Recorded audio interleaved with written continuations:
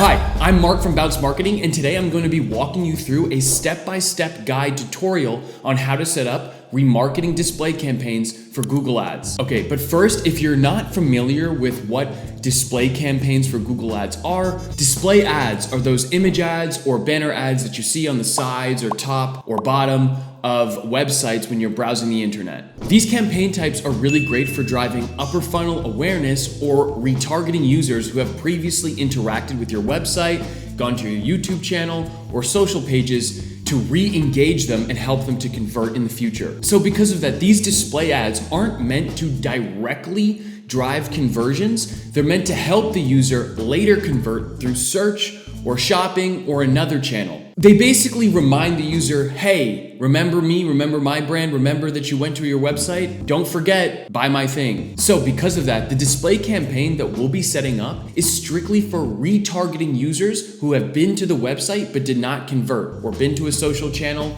or something along those lines. This way, we're going to help guide those low-hanging fruit users who are ready to convert but didn't quite do it, and remind them to help them to convert in the future. So specifically for e-commerce, one tactic you can use is a retargeting display campaign advertising a sale with the discount code in the actual image ad and asset. So for example, save 20% off site-wide, use code whatever it is. This will help the user understand, hey, there's a sale going on, I better go and buy the thing that I was thinking about buying. So without further ado, let's go into the Google Ads interface and I'll walk you through how to set up a retargeting display campaign in 2025. But first, let me fuel up on some coffee.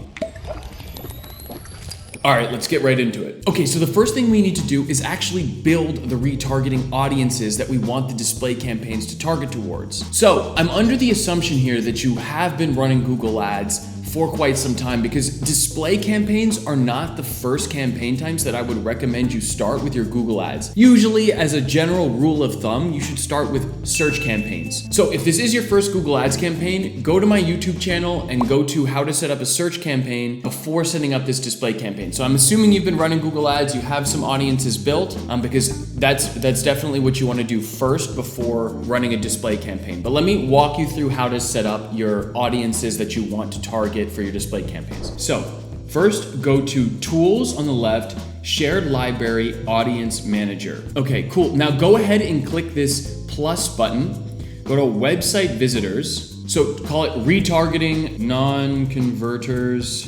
And so this is important. You want to do this for different time frames. So you want to build this audience for 7 days, 14 days, 30 days, all the way up to 365 days. And what this allows you to do is optimize your budget based on that audience. So push more budget into people who have recently gone to your website in the last 7 days, or 14 or 30, whatever the time frame that's most cost effective for your budget. By breaking out these audiences by separate time frames, you can push more budget into the time frames or audiences that are converting most. Typically, this is usually the most recent website visitors, so in the last 7 days or 14. So I'll do 7 days, something like this. Okay, skip customer type, go to visitors of a web page is fine. Web page visitors in the last 7 days. This is where you put in your actual website. Page URL contains whatever your or equals, say, so they've been to the home page. So you want to put in page URL equals homepage. So this is my website. Okay, so they've been to the website. It will say contains actually. So it's actually contains. Page URL contains, so that they've been to your homepage or anything along in your website. And you want to exclude people in the last 7 days. Okay, refine the action. Page URL equals or contains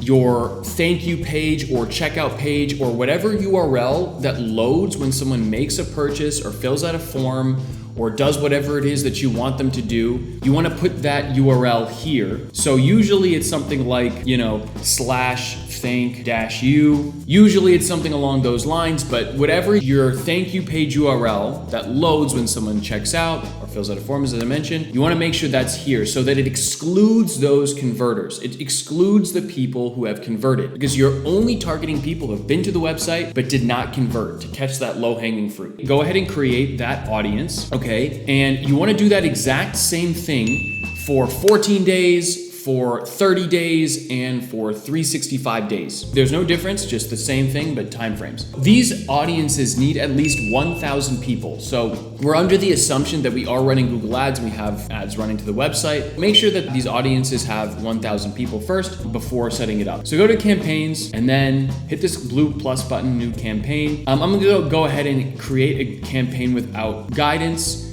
This allows us to have more control over our settings. So go ahead and click display. This is a dummy account, so I'm assuming your conversions are properly set up. You wanna make sure that they're optimizing for whatever it is that you want in your account, so whether that's leads or whether that's purchases.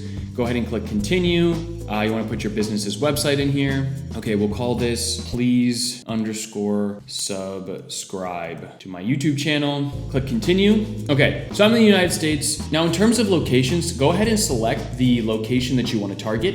Select location options. It'll give you this little drop-down menu and you wanna select presence. It'll pre-select presence or interest. You wanna select presence. What this does is allow you to target only the location that you're targeting. If you select presence or interest, it'll target people who are interested in your target location or interested in the United States. So it might be outside of the United States. So make sure you're selecting presence always only in the United States. So then more settings. Let's do not optimize. It's just best practice. This allows you to just rotate your ads indefinitely and not use Google's optimize, which I've never seen do better. So go ahead and click do not optimize. So in terms of content exclusions, you typically would want to exclude irrelevant audiences and irrelevant content and upload an entire list of spam display placements. I will link a link in the description below for a list of spam placements that you'll want to upload if you're running a display campaign that's more upper funnel and it's not retargeting, to negate irrelevant spam placements in display. However, because this is retargeting, we're going to be only targeting those retargeting audiences. So we're only going to be retargeting those audiences that we created,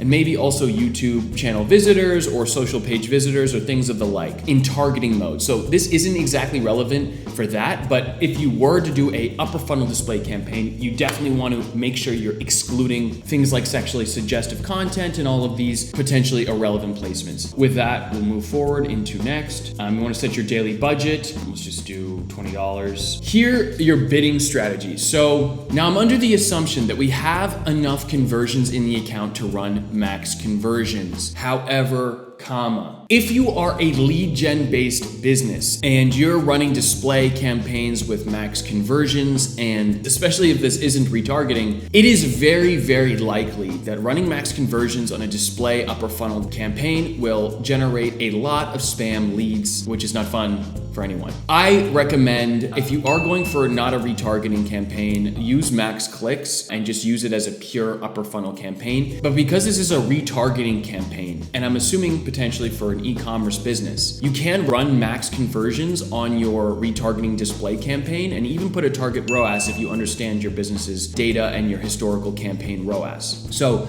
let's go ahead and keep it to max conversions, assuming we have 30 conversions in the account and this is a potentially an e-commerce business. So we'll automatically maximize for conversions. Because this is a retargeting display campaign, we'll go ahead and click next. Okay, cool. Now go to audience segments. And so this is interesting because now normally, we would actually want to select all of these audiences and put them in observation mode and everything's fine because they're in observation mode. But because this is a retargeting display campaign, we're going to be selecting again only those audiences that are retargeting those non-converting people from our website and our social channels, as I've mentioned many times. Here's the important part, in targeting mode. Now, only your audiences that you select are going to be shown, okay? So that's important so that you're only targeting those people. We go to browse your data segments, website visitors. So as I mentioned, you go ahead and select retargeting non-converters, okay? And you wanna make sure that unselect optimized targeting.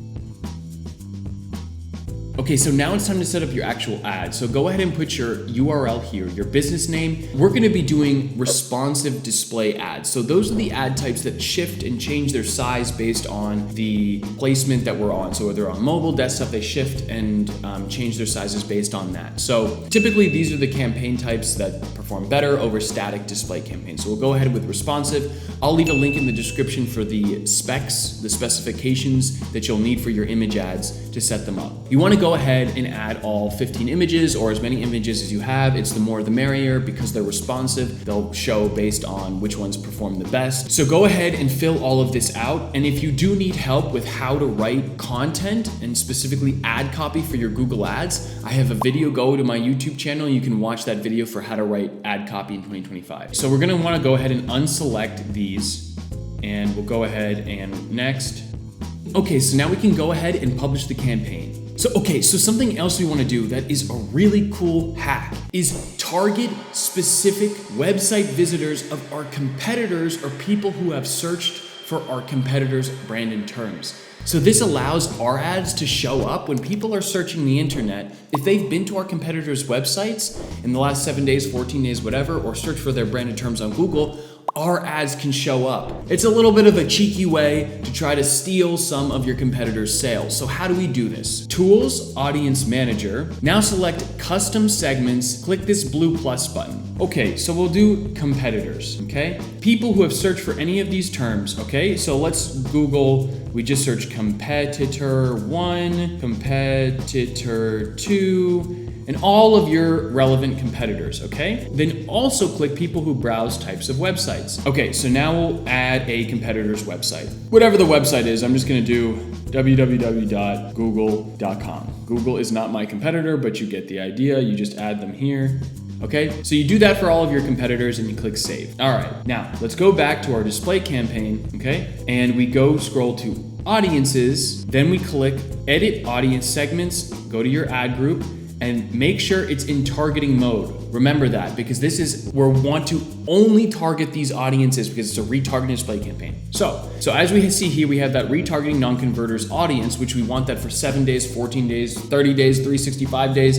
And we also want to add this audience we just created.